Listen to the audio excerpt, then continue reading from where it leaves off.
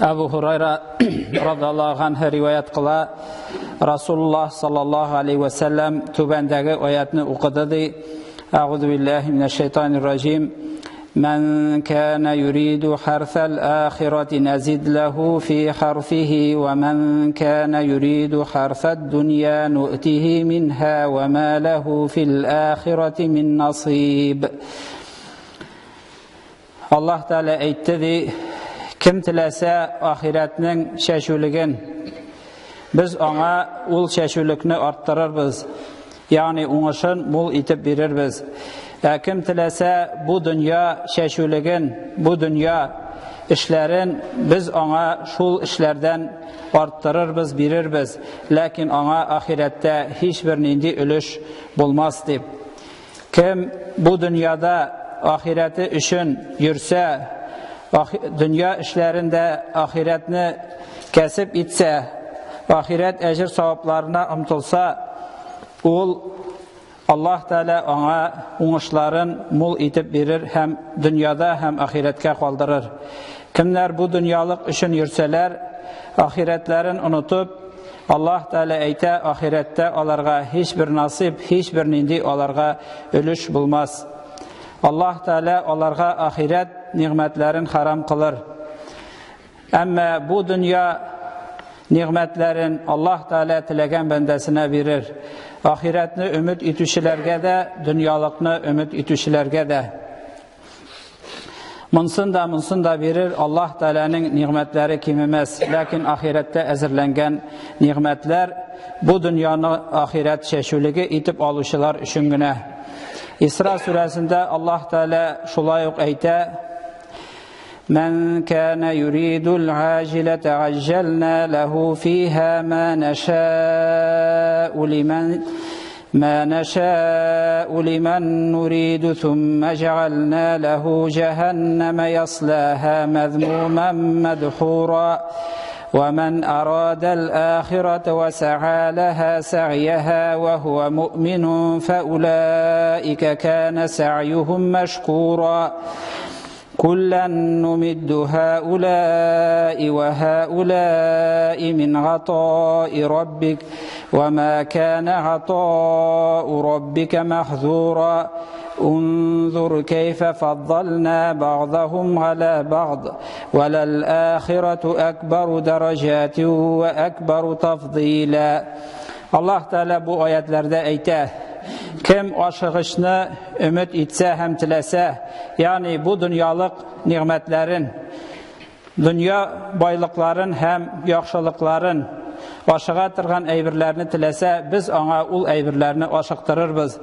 Tilegeninçedi. Yani bu dünyada ona tilegen nimetlerini verirbiz, lakin Allah Teala tilegen miqdardağına kimge tilesek, soňundan ona cehennemni barır urun itip kalırız, hem ul anda sugilgen halde, hurluklı, kimsetilgen halde ul cehennemge düşer.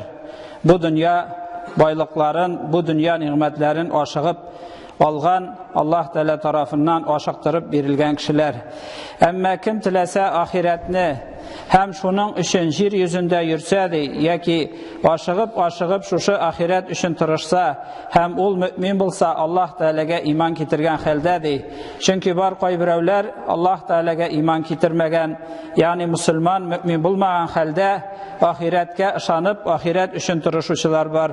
Lakin Allah Teala ayta, mümin bulgan haldegine, Allah Teala'ga iman kitirgen, İslamda imanda bulgan haldegine, eğer ol aşıksa ahiret işleri üçün, dünya yüzünde yürse ahireti üçün hem tırışsa, onun şuşu tırışlıkları boşa gitmez, belki şükür itilir, yani ona Allah Teala tülerdi.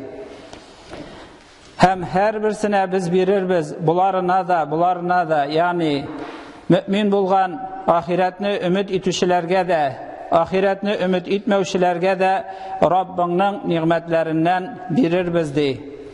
Rabbinin nimetlerin hiçbir kim tuktata olmaz, şekli olmazdı. İmanlı bulsa da, imansız bulsa da Allah Teala her bendege Her mahlukka özünün nimetlerin bire bu dünyalıkta. Hiçbir kim şikli olmaz. Yani mümin bulganı sebeple Allah Teala ni üçün kafirlerge bire, Allah Teala'ga karşı çıkışılarga nimetlerin bire dip eyte olmaz, hem anı kise olmaz. Allah Teala birgen eybirler müminge de kafirge de birilir, hem hiçbir kim anı şikli olmaz Allah Teala eyte. Hem kara nişik biz koy birevlerden artıqraq, üstünrək kıldık. Ahirette bu dereceler hem de bu ayırmalar tağı da olarak bulaşaktı. Yani dünyalıkta korasak, baylığı boyunca da her bir kişi bir-birsinden ayırlar. Bir türlü tigiz baylığı da bulgan, yeki selametligi de bulgan, yeki derecesi de bulgan, yeki balaları da bulgan, yeki maturluğu da bulgan, yeki kişi de bulgan hiçbir kim yok. Allah Teala her bir bendeni ayırmalıklı ayrım itip yaratkan. İmanlı bulsun, imansız bulsun. Her birisinin malları da ayrıla, tenleri de ayrıla, selametlikleri de, maturlukları da, dereceleri de dünyada bulgan. Allah Teala eyte qarağızdı. Yani kurmezsiz iki bir türlü kişini. Allah Teala özünün nimetlerin türlü itip birgen, hem qarağızdı. Nişik Allah Teala türlü kişilerini türlüşe itip yarattı, hem türlüşe alarga nimetlerini, derecelerini verdi.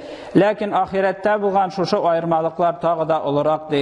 Hem indi Peygamberimiz sallallahu aleyhi ve sellem hadiste etkençe, cennetinin basqıçları birisi bilen ikincisinin arası, jir koku bilen birinci kat kok bilen ikinci kat kok arası kibik, yani göre turgan derecede tugul, şunday yukarı, hem şunday zor, hem şunday ayırmalar tağı da olarak, hem de faziletler tağı da türlürek bulaşak. Şuna göre de indi bu dünyada eden balası en bəxitlisi de en bəxitsizi de dünyada yaşap ületirgan bulsa, elleni ayırması yok kibik bulsa, ahirette indi birisi cehennemge kirse mengilikke, birisi mengilik cennetke kireşek, hem bu ayırma dünyadağı ayırma kibikkine tugul. Bu dünya üçün turuşuşular indi cehennemge kireşek, indi ahiretleri üçün bu dünyada turuşuşular. Alarga Allah Teala bu dünyada da üzerine tiyişli, üzerine bulungan nimetlerin bireşek, ama ahirette indi alarga mengilik cennetler, hem mengilik nimetler bulaşak. Ubey ibn Ka'b radıyallahu anh heyte, qala Resulullah sallallahu aleyhi ve sellem, beşir hâzihil ümmete bis-senâi ve'r-raf'ati ve'n-nasri ve't-temkini fil-ardi, femen gamile minhum gamelel ahireti lid-dünya, lem yekun lehu fil-ahireti min nasib. Resulullah sallallahu aleyhi ve sellem eytti, bu ümmetini şatlandırdı. Yani Müslüman ümmetine de bu dünyada Allah Teala dünya nimetlerinde kup itip bireşek. Kafirlerge gine tugul, Müslüman ümmetine de. Bu hadiste şuna göre eytken Peygamber sallallahu aleyhi ve sellem özü isen vakitte, ul vakitte biteli, dünya baylıkları, dünya nimetleri bulmagan Müslümanlarda, dinden başka, İslam dininden başka. Şuna göre eytken, şatlandır bu ümmetini, yani Müslüman ümmetin mulluk bilen, hem de alga kitiş bilen, hem jingu bilen, hem jir yüzünde nıklı urnaşu bilen, hem kim alardan ahiret amelin dünyalık üçün işlese, ona ahirette hiçbirinde ölüş bulmazdı. Yani bu dünyada da vardır şunday kişiler, ahiret amellerinde dünyalık üçün işlevçiler. Hem münafıklar da var, iki yüzlü kişiler, hem başkalar.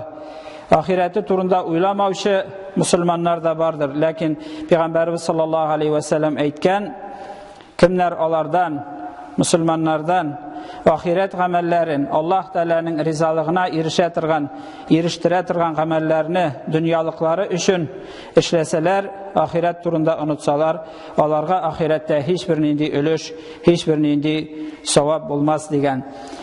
Allah Teala eytedi, Peygamber sallallahu aleyhi ve sellem üstü eytilgen ayetini okugaç, devam etken hadisini Allah Teala eytedi. يا ابن آدم تفرغ لعبادة أملأ صدرك غنى وأسد فقرك وإلا تفعل ملأت صدرك شغلا ولم أسد فقرك. Allah Teala ahiret çeşüligin tilevşilerge ахирәтне бирер, дөньялык шәшүлеген теләүчеләргә дөньялыкны бирер дигән аятны укыгач, Пәйгамбәр саллаллаһу алейхи ва саллям шушы кудси хадисне китерә. Аллаһ Тәгалә әйтте ди: "Эй адәм баласы, миңа гыйбадәт өчен, миңа куллык кылыр өчен вакытыңны бүл. Мин синең күңелеңне байытырмын һәм синең фәкыйрьлегеңне каплармын, бетерермен. Әгәр шулай эшләмәсәң, мин синең күңелеңне эш белән мәшгуль кылырмын һәм синең фәкыйрьлегеңне капламам." Ягъни фәкыйрьлегең, мохтаҗлыгың күз алдыңда торыр дип әйтте ди Пәйгамбәрбез саллаллаһу алейхи ва саллям. Әбу Сәгъләбә أيت أن رسول الله صلى الله عليه وسلم قال: ائتمروا بالمعروف وانتهوا عن المنكر حتى إذا رأيت شحا مطاعا وهوى متبعا ودنيا مؤثرة وإعجاب كل ذي رأي برأيه فعليك بنفسك ودع عنك الغوام فإن من ورائكم أيام الصبر فيهن مثل القبض على الجمر للغامل فيهن مثل أجر 50 رجلا يعملون mislə əməlihi. Peyğəmbərimiz sallallahu aleyhi və səlləm aytdı, bu hədisdə izgilikə buyuruğuz, həm də naşarlıqlardan tıyığız. Hətta şunday vaxt kilgənçi soranlıqqa iyərirlər.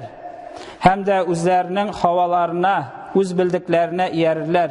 Peyğəmbərgə, Qur'anga, sünnətkə, yəki Peyğəmbərimizgə iyərməslər, öz bildiklərinə iyərirlərdi.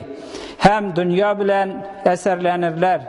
Yani dünyaga verilirler, dünyaga mağğırlar. Hem de her bir fikir iyesi özünün fikri bilen tekabirlenirdi. Hem şu vakitte kaldır başkalarının işlerin, gavamlarını, yani nadan halıkның işlerin kaldır onlarga iyerme. Çünkü sizden soň şunday vakitler gelir, sabırlık günleridir. Sabırlık itüşü ul günde utlu kömür tutkan kebek bulur. Hem bilemiz indi, utlu kömür bilen temirini eriteler. Utlu kömür tutkan kebek bulur. Şunday günlerde gamel kıluşular, yani ahiret gamelleri kıluşular, Allah Teala'ga buysunuşular 50 kişi ecir savaplarına erişirlerdi. Hem koy bir hadiste indi, Peygamber sallallahu aleyhi ve sellem sizin kebek 50 kişinin ecir savabına, yani sahabelerden yanında oturgan eyte 50 kişi ecir savabına erişirlerdi. Yani ol sabırlık günü, ol gazap ituga gına sabırlık tugil, Allah Teala'ga ibadet kılıda sabırlık, dünya malına kızıkmauda sabırlık, gavam halıkka iyermev, başkalar şulay işleyip, min de şunu işleyim deyip, Müslüman kişi, imanlı kişi ayrılıp durga tiyiş, gavamga iyerge tiyiş tugil. Siz özünüz gavamlarını özünüzün arttan iyertirge tiyiş, siz onlarga misal bulurga tiyiş, onlar artından siz iyerge tiyiş tugil. Şul vakitte Peygamber sallallahu aleyhi ve sellem aytdı, şundaylarıgızga dey, sahabeler kebek, yaki başka kişiler kebek 50 kişinin ecir savapları bulur dey. Слава Аллаху, Господу миров, только Его восхваляем и только у Него просим помощи и прощения.